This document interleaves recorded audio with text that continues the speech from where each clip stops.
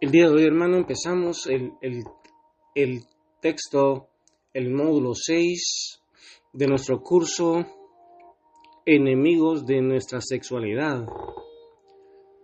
El tema número 6, hermanos, y sexto enemigo, el enemigo de nuestra intimidad conyugal,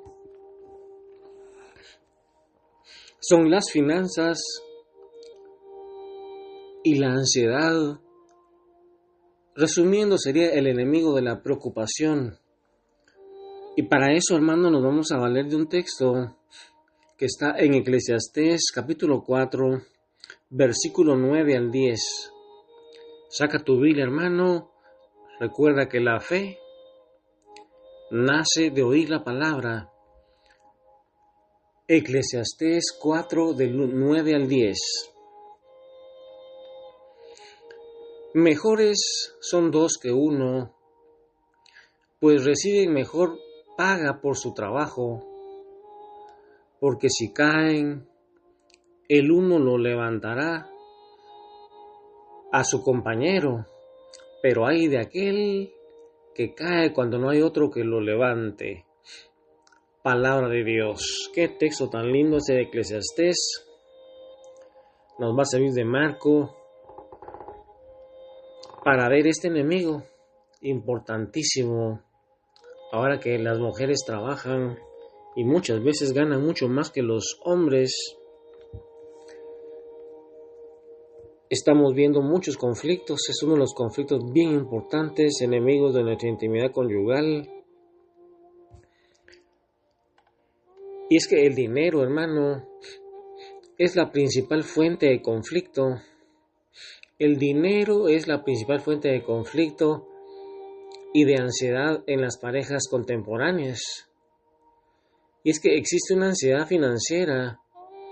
Y hermano, ese es un asesino silencioso de la intimidad. Y es que, hermano, cuando nuestra mente está preocupada por deudas, preocupada por pagos o por una inseguridad financiera, una inseguridad económica, nuestro cuerpo se va cerrando, se cierra al afecto, a la ternura, a la conexión emocional, a los lenguajes del amor, porque el cerebro está en modo de supervivencia. En ese momento el cerebro no está para esos gustos, sino que está para sobrevivir. Y ese texto de Eclesiastés nos dice: ay del que cae cuando no hay otro que lo levante. Y es que, hermano, en el matrimonio, caer es una forma de aislarse en el miedo.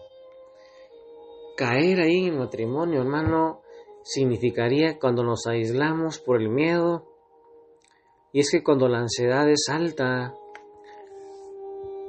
vamos a querer gestionar solos ese problema, sobre todo los hombres. Vamos a querer ocultarnos, vamos a querer hacerlo solos y vamos a ocultar el gasto. Normalmente vamos a mentir sobre una deuda, o si no mentimos, vamos a juzgar a la otra persona por sus malos hábitos. Entonces, hermano, Eclesiastés nos dice: ay de aquel que cae cuando no hay otro que lo levante.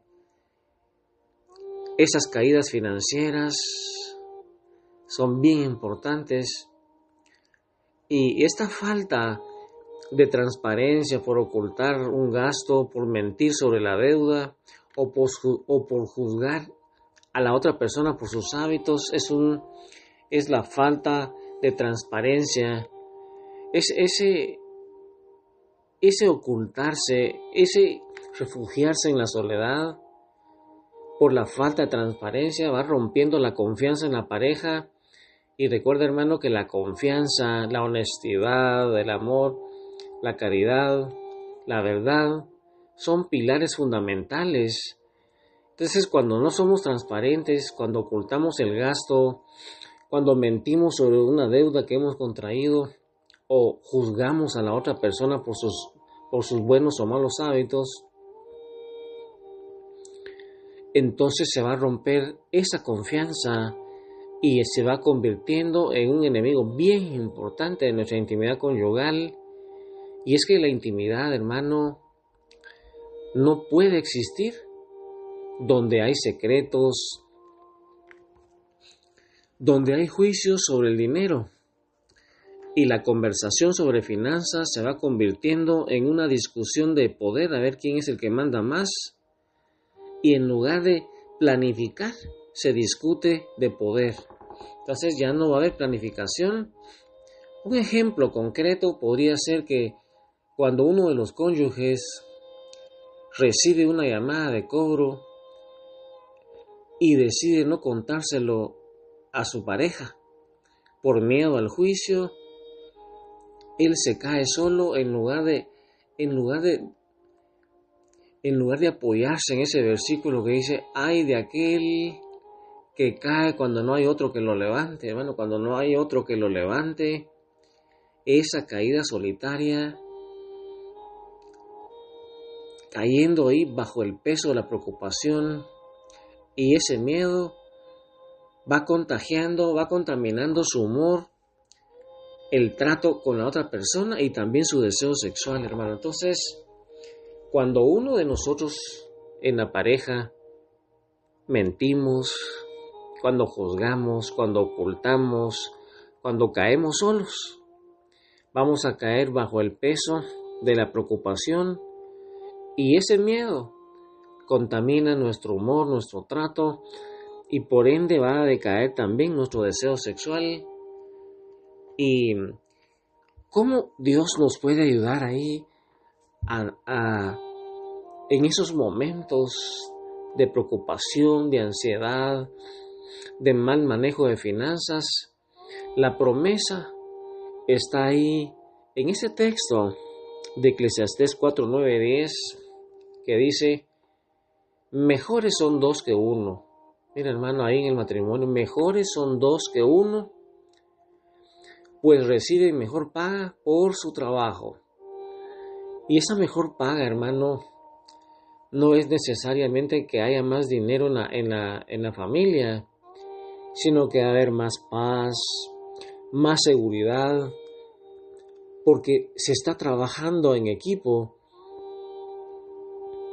Y la unidad, hermano, va transformando el dinero, que es una fuente de ansiedad, lo transforma en un instrumento de vocación.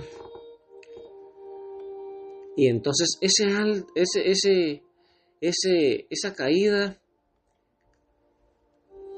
habiendo alguien que lo apoya a uno, hermano, el uno levantará a su compañero. El cónyuge, hermano, va a levantarnos a nosotros en esos momentos que caemos. Y es que la forma de resolver la ansiedad, la mejor manera, hermana, es dejar de juzgar a la persona que se ha equivocado y empezar a servir. Cuando el cónyuge está ansioso o ha cometido un error financiero, la respuesta bíblica es: no importa, no tenemos que juzgar. Y le decimos: no importa, estamos juntos en esto, no tengas pena, yo te levanto. Hermano, esta es la transparencia radical. Y hermano, esa transparencia radical va construyendo nuestra unidad, va fortaleciendo nuestra intimidad, va fortaleciendo nuestro matrimonio. Y es que, hermano, el estrés y la respuesta de un órgano que tenemos en el cerebro que se llama amígdala, dice que la ansiedad financiera va a disparar la amígdala, no las amígdalas que están en la boca, sino la amígdala es un órgano, una estructura que se encuentra en nuestro cerebro y los psicólogos dicen que es el centro del miedo. Entonces la ansiedad, hermano, va a disparar esa amígdala y que es el centro del miedo. Y entonces cuando se dispara la amígdala por esa ansiedad, se va a inhibir la corteza prefrontal. La corteza prefrontal, hermano, es ahí en la frente. La corteza cerebral es una parte gris que está como forrando nuestro cerebro. Y esa corteza que está ahí en el área de nuestra frente, en el área prefrontal, dice que esa corteza prefrontal es el centro de la lógica, es el centro de la empatía, es el centro de la voluntad. Y por eso las conversaciones de dinero, siempre que vamos a discutir por dinero, terminan en ataques emocionales en lugar de soluciones lógicas. En lugar de resolver el problema, lo que hay son ataques emocionales. ¿Y cómo podemos abordar entonces esta ansiedad financiera, hermano? Hay una dinámica que se llama la regla de las 24 horas. La regla de las 24 horas. Hermano, hermana, si el tema que estamos tratando es emocionalmente cargado, entonces se debe llegar a un acuerdo para validar ese miedo, esa emoción, ese miedo, esa frustración. Primero, tenemos que ver que sí existe ese miedo, esa frustración por lo que estamos hablando, por ese centro del miedo que se dispara y que bloquea nuestra lógica. Y después, pospongamos la discusión de números para 24 horas después, no en ese momento, porque ahí hay mucha descarga emocional y no se va a llegar a ningún acuerdo. Entonces esa regla de las 24 horas es posponer la discusión de finanzas por 24 horas después, así, ya que la amígdala se haya calmado un poquito. Y de esa manera, hermano, vamos a poder ir resolviendo de mejor manera. Y un ejercicio concreto de cómo podemos hacer es una dinámica que se llama el inventario de nuestros miedos. El inventario de nuestros miedos. Cada uno de nosotros escribe 3 frases. Hermano, si estuviéramos en un retiro, yo te diría, saca tu cuaderno, saca una hojita, tu cartulina. Cada uno va a escribir 3 frases que comiencen con ¿tengo miedo de qué? ¿Tengo miedo de qué? Puntos suspensivos. Vamos a poner tres frases de los miedos que tenemos. Por ejemplo, podemos tener tengo miedo de que nunca salgamos de deudas. Mira, hermano, ese podría ser una forma. Tengo miedo de que nunca salgamos de deudas. Otro ejemplo podría ser tengo miedo de que me juzgues por mis gastos y por mis malos manejos. Y así ponemos ahí en nuestra hojita y posteriormente vamos a compartirlas, no para resolver, sino solamente para darnos cuenta de que existe una descarga emocional, de que hay miedo. Ahí no vale la pena juzgar a la gente, sino solamente reconocer a la otra persona que tiene miedo, que tiene ansiedad. Y es que, hermano, el apego desordenado al dinero, a eso se le llama avaricia, pero también se le puede llamar consumismo. Hay gente que con tal de consumir gastan demasiado, un apego desordenado al dinero. Tanto la avaricia como el consumismo demuestran, hermano, una falta de confianza en la providencia de nuestro Padre Celestial, que es un Padre providente. Y la discusión financiera cuando discutimos por finanzas, nos va revelando que nos hacen falta paciencia, somos muy impacientes o somos personas no previsoras. Cuando nosotros discutimos, cuando nos apegamos al dinero, ya sea por avaricia o por consumismo, va demostrando entonces una falta de confianza en la providencia de ese Padre bueno, pero también va revelando que no tenemos paciencia y que no somos previsores. Y es que el dinero en la pareja, hermano, es nuestro. Asumir, hermano, que las finanzas son 100% comunes, eso es bien importante. El conflicto que sucede con problemas económicos es una invitación para ir creciendo en la virtud de la templanza. La templanza es una virtud que nos hace moderar nuestros apetitos de exceso de apetitos, ya sea de lujuria, ya sea de gula, de embriaguez o de gastar dinero, hermano, para frenarnos y ser sobrios. Pero también es una invitación a que crezcamos en fortaleza para enfrentar la realidad, pero no con pánico, hermano, no con miedo, con ansiedad, sino confiando en ese Padre bueno, en ese Padre maravilloso, y haciendo un equipo, hermano. En lugar de juzgar, en lugar de ocultarnos, tenemos que encarar ese problema. Y es que debemos acordar dar o ahorrar juntos un porcentaje fijo de los ingresos. Hermano, es necesario que también nosotros nos acostumbremos a dar y a ahorrar, pero juntos un porcentaje fijo de los ingresos, un ahorro para un sueño común, para ayudar a la iglesia.